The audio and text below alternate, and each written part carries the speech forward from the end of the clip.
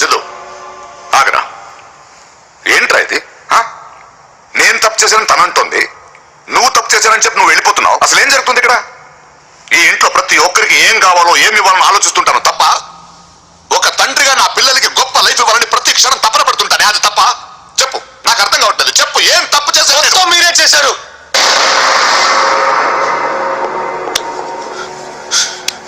నేనా? మొత్తం మీరే చేశారు. చాలు నాన్న, చిన్నప్పటి నుంచి మీరు నాకు చేసింది చాలు. నేను కోల్పోయింది చాలు, ఇంకా వద్దు ప్లీజ్. ఏం కోల్పోయావురా? ఇంకా అర్థం కాలేదా మీకు? ఈ ఇంటికి వచ్చినప్పుడు హాస్ని దగ్గర ఏముందో, వెళ్ళిపోయేటప్పుడు ఏ లేదో అదే నేను కోల్పోయింది. ఆనందం, చిన్న చిన్న ఆనందాలన్నీ కోల్పోయాను మీ వల్ల. మీరెప్పుడు మీ కొడుకుని గొప్పవాడిని చేయాలి, గొప్ప లైఫ్ ఇవ్వాలని ఆలోచిస్తారు. కానీ నాకేం కావాలో, నేను ఎలా ఉండాలనుకుంటున్నానో మీరు తెలుసుకోరు. నీ గురించి నేనేం ఆలోచించినా 1000 సార్లు ఆలోచిస్తాను. అవును, 1000 సార్లు ఇది వాడికి బాగుంటుందని ఆలోచిస్తారే తప్ప ఒక్కసారి నాకు నచ్చుతుందని ఆలోచించారా? అడిగిన దానికన్నా ఎక్కువ ఇవ్వడంలో సాటిస్ఫాక్షన్ మీకు తెలుసు. కోరుకుని దొరకపోతే ఉండే బాధ మీకు తెలియదు, నాకు తెలుసు. అసలు నాతో మాట్లాడితే కదా తెలిసేది నాకు ఏది ఇష్టమో ఏది కాదో అని. ఏదైనా ప్రాబ్లం ఉంటే నా ఫ్రెండ్స్ ని పిలిచి మాట్లాడతారు. నాతో మాట్లాడండి నానా, నా కళ్ళు చూసి చెప్పండి నానా, ఫ్రెండ్లీగా ఉండండి నానా. ఎరా, ఆ మాట నేను కదా ఎప్పుడు చెప్తాను. చెప్తారు కానీ ఉండరు, ఎందుకంటే అంతా మీకు నచ్చినట్టే జరగాలి కదా. ఈ షర్టు మీరే సెలెక్ట్ చేస్తారు, మీరే సూపర్ అంటారు, అదే నాకు బెస్ట్ అని మీరు నన్నే కన్విన్స్ చేసేస్తారు. నాకు ఎలా ఉంటుందో తెలుసా? దాన్ని చింపి విసిరేసి నాకు నచ్చలేదు అని అరవాలనిపించేది. ఆఫీస్కి పంపిస్తారు, నేను వెళ్తా. అక్కడికి వెళ్ళే లోపు మీరే ఆ పనిని ఫినిష్ చేసేస్తారు. నవ్వుతున్నారు నన్ను చూసి అక్కడ ఆఫీస్లో. రే సిద్ధు, రాగా కూర్చో, క్యారమ్ బోర్డ్ ఆడదా అంటారు. నేనేదో ఆడాలనుకుంటాను, మీరు నన్ను గెలిపించాలనుకుంటారు. ఏ బ్లాక్ కొట్టు, వైట్ కొట్టు, ఏ క్వీన్ జాగ్రత్త నా చెయ్యిలా పట్టుకుని. నా ఆట కూడా మీరే ఆడిస్తే నేనెందుకు నాన్న ఆడటం?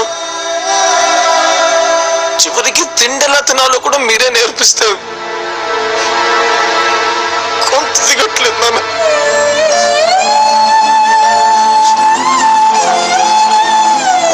మీకు తెలియదు, మీకు నచ్చినట్టు ఉండలేక, నాకు నచ్చింది చేయలేక నేను నరకం చూశాను నాన్న, నరకం చూశాను.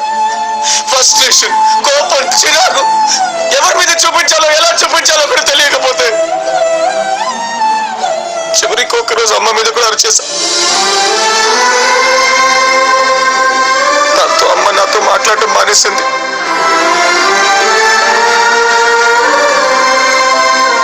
అసలు నేను ఎందుకు అలా ఉన్నానో అమ్మకి అర్థం కాకపోతే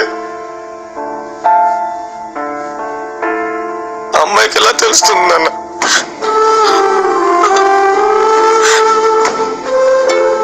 వెళ్ళిపోయింది, ప్రేమే లేదు, సిద్ధు నాకు కరెక్ట్ కాదని చెప్పి వెళ్ళిపోయింది. ఇంటికి తీసుకొచ్చినప్పుడు అమ్మాయికి ప్రామిస్ చేశాను, నీకు ఒక మంచి ఫ్యామిలీని ఇస్తానని. కానీ ఈరోజు చెప్తున్నాను, ఈ ఫ్యామిలీ ఒక మంచి అమ్మాయిని కోల్పోయింది. She's gone.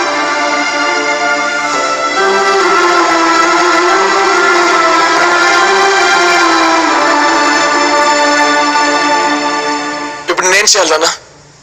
ఆ పెళ్లి చేసుకోవాలి అంతే కదా? చేసుకుంటాను. కానీ ఒకటి చెప్తున్నాను, ఇప్పుడు దాకా మీరు ఇచ్చిన ఈ షర్టు, బైక్, ఆ రూమ్లో ఉన్న వస్తువులకి వాటికి తెలీదు అవి నాకు నచ్చవని. కానీ వచ్చేదో అమ్మాయి నాన్న, ఏదో ఒక రోజు తనకు తెలిసిపోద్ది కదా తను నాకు నచ్చలేదని. ఆ రోజు నా లైఫ్ స్పాయిల్ అని మీరే బాధపడతారు. ఇప్పుడు దాకా ఒక తండ్రిగా మీరు గెలిచారనుకుంటున్నారు కదా, కానీ మిమ్మల్ని గెలిపించడానికి 24 ఏళ్లుగా నేను ఓడిపోతూనే ఉన్నాను నాన్న. ఇలాగే ఓడిపోతూ ఉంటే ఏదో ఒక రోజు ఏంటో నా లైఫ్ ని తిరిగి చూస్తే నా లైఫ్ మొత్తం మీరే ఉంటారు, అందులో నేను ఉండను. ఇన్నేళ్ళుగా నేను హ్యాపీగా లేను నాన్న, హ్యాపీగా ఉంటాను. ఉండడానికి ట్రై చేశాను. ఇక ముందు కూడా అలాగే ఉంటాను. కానీ అది రిక్వెస్ట్ నాన్న, నాకు నచ్చినది ఇచ్చి నేను సంతోషంగా ఉండాలని మాత్రం కోరుకోకండి నాన్న, ప్లీజ్.